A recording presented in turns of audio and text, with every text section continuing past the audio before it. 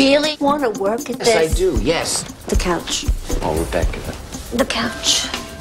He's been through a lot this past year. This year isn't any different than any other year. This year's more difficult for him to enunciate his insults. What the hell? I'm so sorry, Dad. I'm sorry, too, buddy. Ahoy! Aye, Captain. Если когда поди сказать. Hi, Dad. I'm gonna go drain my dragon. Rain his what? His dragon, dear. You guys hear that? You're a much better father than I was. But you didn't exactly set the bar all that high.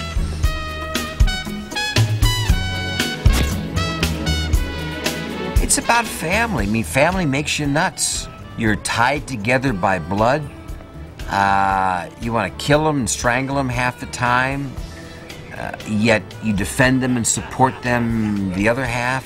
I hope there's an archetype here that allows, you know, many families to kind of identify with the dysfunctional parts of their families, because we all have an element of that, as well as the bonding part. This year, please, some real wine. Mitchell? Oh, you don't like the kosher wine we serve you, Dad? Look, you slept me all the way down here.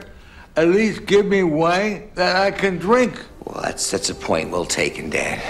Did you give me a tequila while you're at it? My father, you know, Kirk and I have been trying over 20 years now, I think, or at least 15, 16 years to do a picture together. You know, we've just sort of for posterity and the fact that we both are actors, and we thought it'd be a nice idea. Michael brought a script to me, and we were discussing it.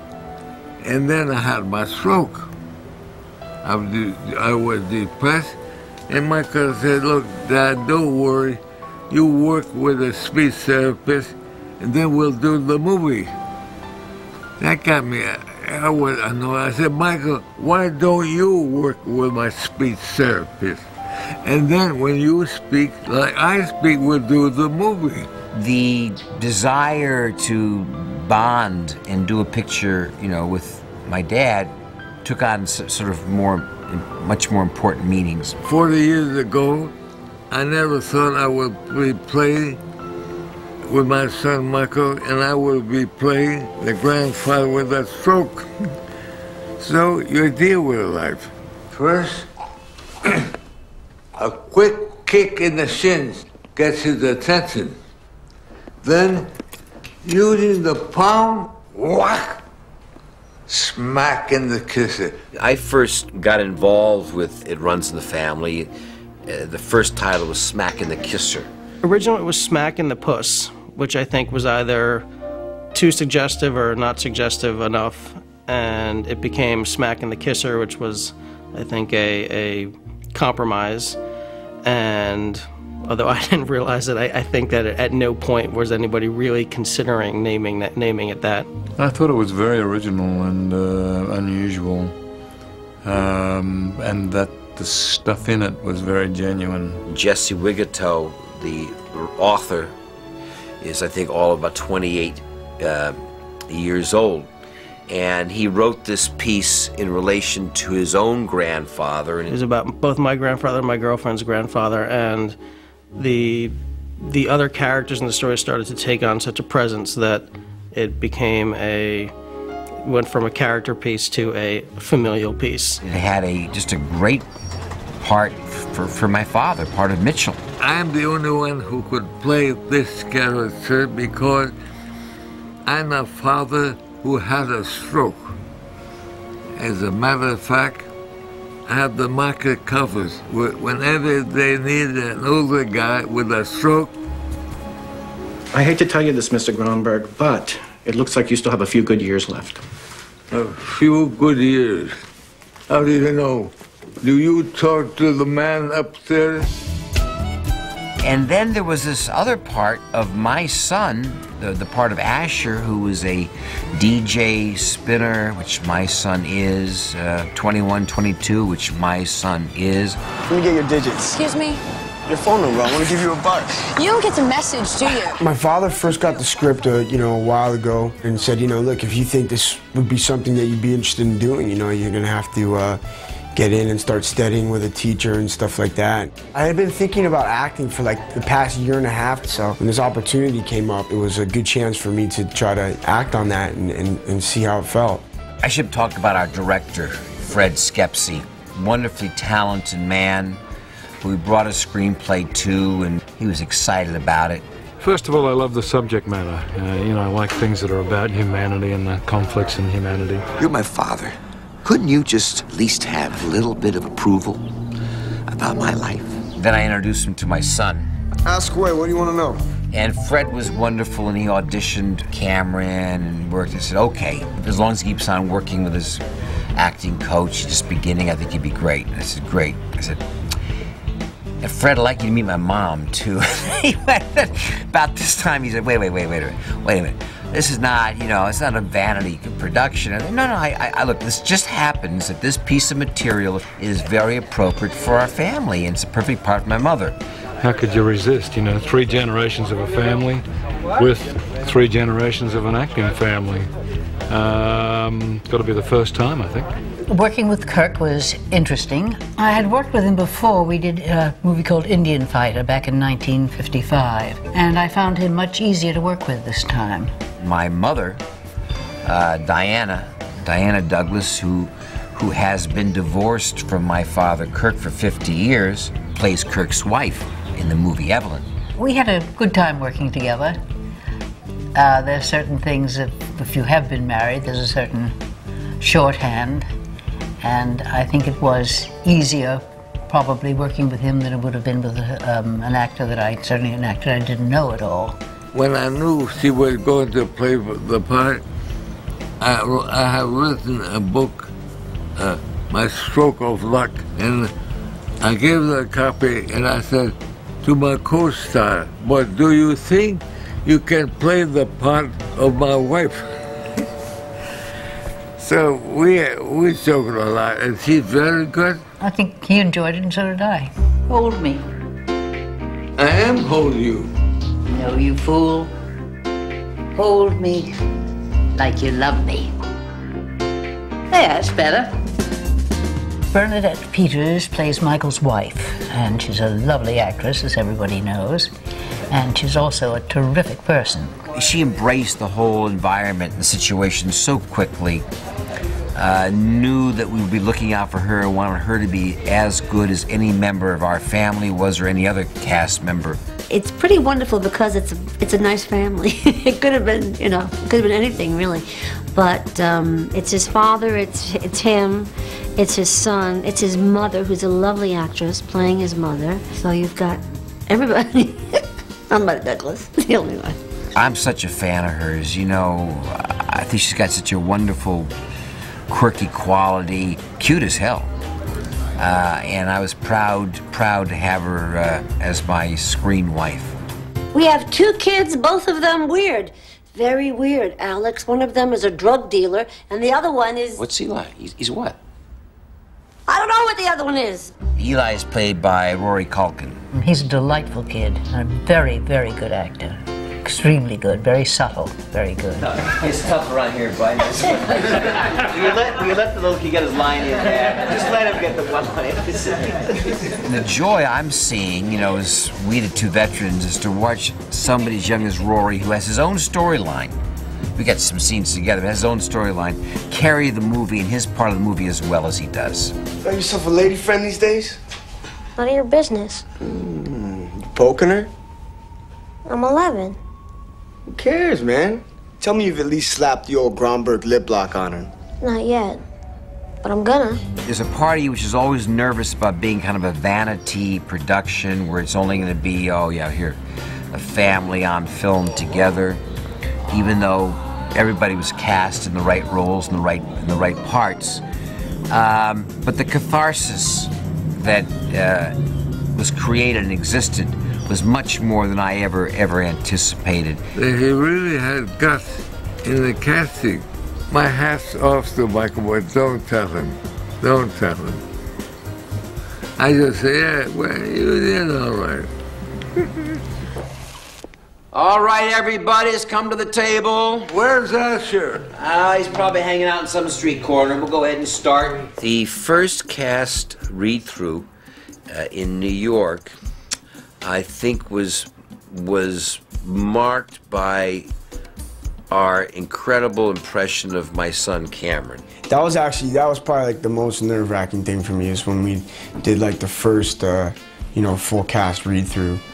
Because I walked into this room, and everybody was sitting around this huge table, production, all the actors, and, just going around reading our parts. And when I was just really not looking forward to getting to my first little bit, and then it was finally there, I just had to throw it out there. We were impressed with the kind of amount of humor in the script generally, but specifically with, how good Cameron was in the read-through. And I remember Dad and I looking at each other and saying, yeah, but wait till he gets in front of the camera, I'll be all nervous. I said, yeah, you're right. And then, of course, it went from that read-through to the first time that Dad and I were watching Cameron in front of the camera, and he was great. He was just great. I remember Dad and I looking at each other and saying, okay, it's every man for himself. Enough of watching out for the kid.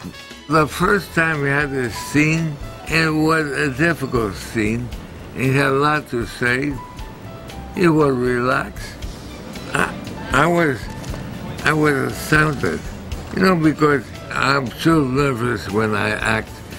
I cover it up, or I hope to cover it up.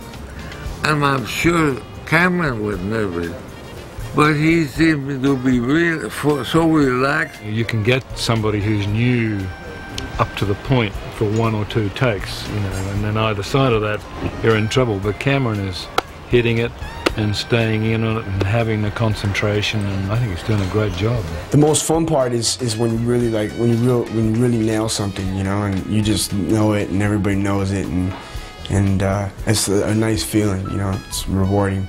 And I said, Michael, that guy is going to be a star, and I think he will. Hey, everybody. Hello. Well, at least you got here before Elijah did. Granny, Uncle Steven, Pappy, Mom. Hello, darling. Hey, little man. A little bit earlier. Good to see you, son. Good to see you too, Dad. I think the one scene that was the most stimulating was the Seder, the whole Seder sequence, which was a long scene. And when you come out of the theater, there's going to be a Q&A on the Seder.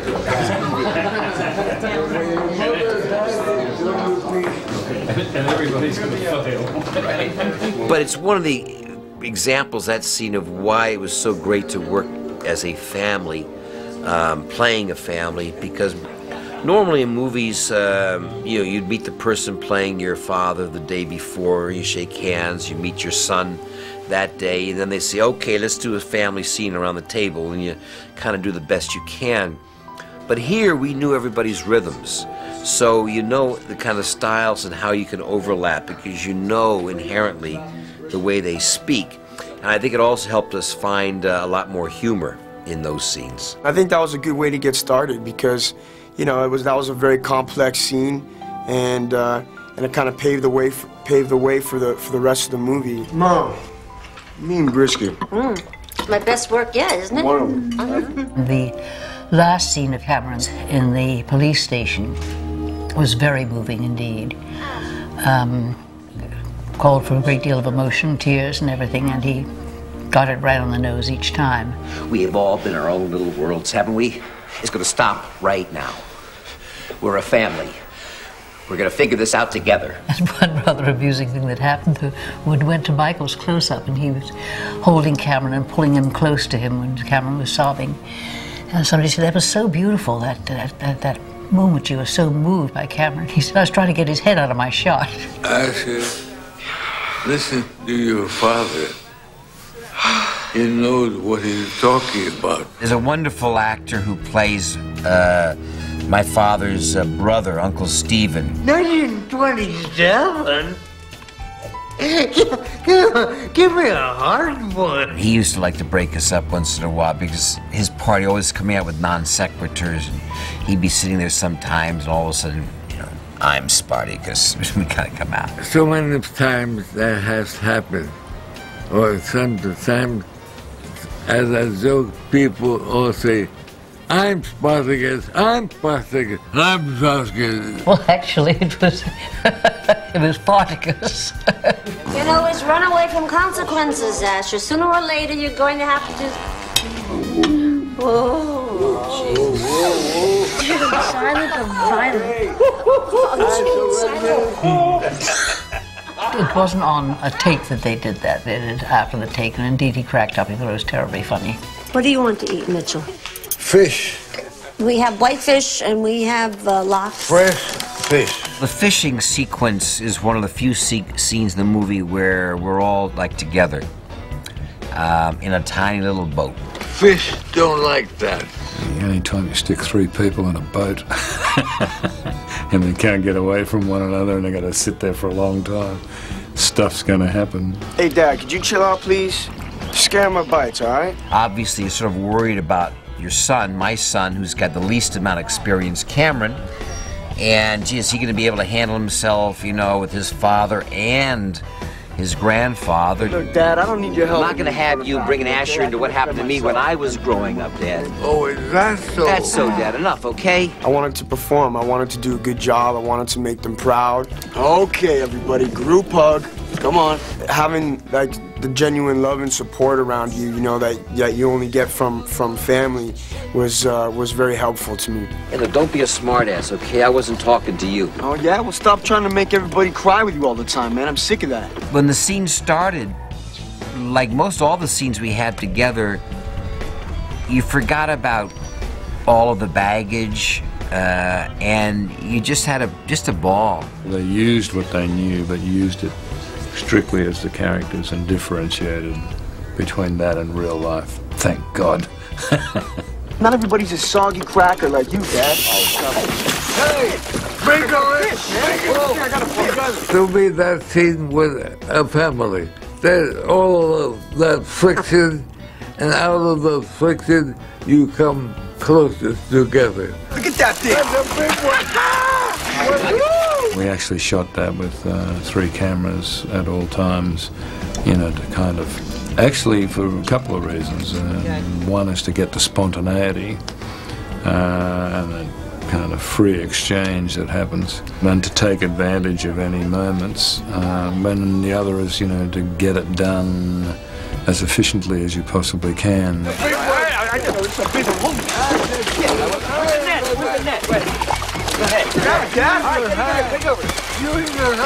Use your hand. I got it, all right? All right, I got it, okay? It was always one they were worried about because how are we going to do the trout, catching the trout, and they worked it out pretty good and everything with the fish and me losing it. And then how wonderful things happened, and all of us then let the camera roll, and all of a sudden Dad came up with schmuck. You schmuck.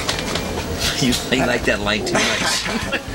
We had a really fun day out there. It was a beautiful day out, and everybody was in good spirits, and it was a lot of fun. Okay, here we go. All right. What are you doing, man? Damn! Tell me you didn't just... God, schmuck.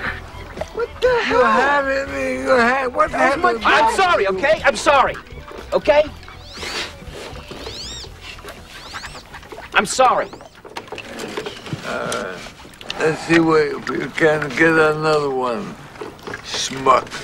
You got to be very careful not to let yourself get lost in all of the mechanics of, you know, shooting a film. And, you know, if you put really good people around you, you know that they're taking care of that. You come in and nag occasionally and push things along, and, you know, obviously you kind of check on how and what is being done. But you've got to make sure that you don't lose your focus. You just keep your focus on what's important. Fred's got such a sort of naturalistic style. He's got a great ear. He listens very carefully, and if anything sounds false, even if he doesn't see it, he can hear it. And therefore, he trusts the script, and he doesn't push the elements. He shoots film fairly simply, and trusts and has a lot of respect for the actors. At first, I think that maybe Fred and I were sizing each other up. Maybe he would say, "I'm not going to let this this star take advantage of me, I don't know. And if somebody's had an enormous amount of experience, you've got to find out as quickly as you can what that experience means and what it leads to, and you know what you don't have to do. We had a good relationship because I could see his talent. I think one thing that experience gives you is you know exactly when to shift focus from one thing to another, and make sure you concentrate on that. When he gives you a direction, he never makes you feel like what you've done really sucks badly, and that's why he's giving you a direction. He's just helping to move you along and get you where you're going. When he gives you a piece of direction, it's something that you think, oh my God, why didn't I think of that? It's right on the nose. And he was a joy to work for, an absolute joy. And the whole feeling on the set was very comfortable and very relaxed because of him. He's a great big Australian with a lovely sense of humor and a great big grin. And I adore him. He's a whole lot of fun, you know. He kept the vibe on the set very carefree and fun. And he's just a guy, I like hanging out with him, you know, any old time, you know what I mean? He's a good guy. I think it was a little overwhelming, the entire family, you know, coming in. But very soon and very quickly, I think that he saw where everybody's head was at, was to do a good job, and was really, really fun to work with. Let's go for a ride. What?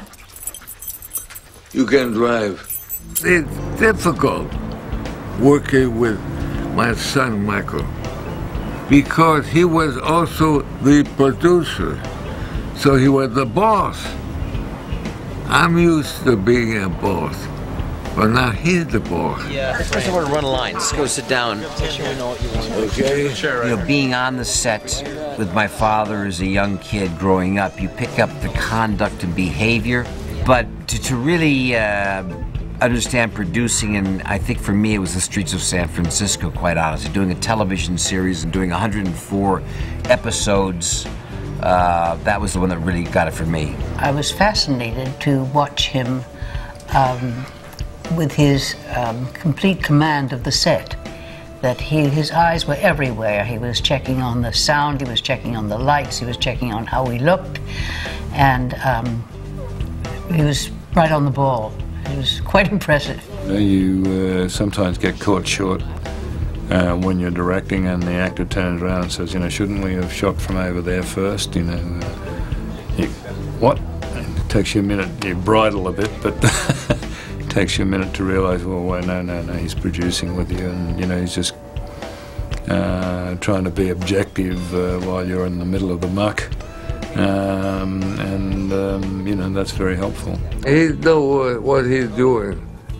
He found a good script and he found a good cast. That did it. I see my role as being finished as a producer when they start rolling the cameras, because if I've done my job right and if we've got the script in good shape, working with the director, if we've cast the picture correctly and everything else, then it's like waving goodbye and letting your baby, you know, leave home. He's tough. And Cameron and I joke and say, yeah, he's tough, and also he doesn't pay well. Wow, $1,000.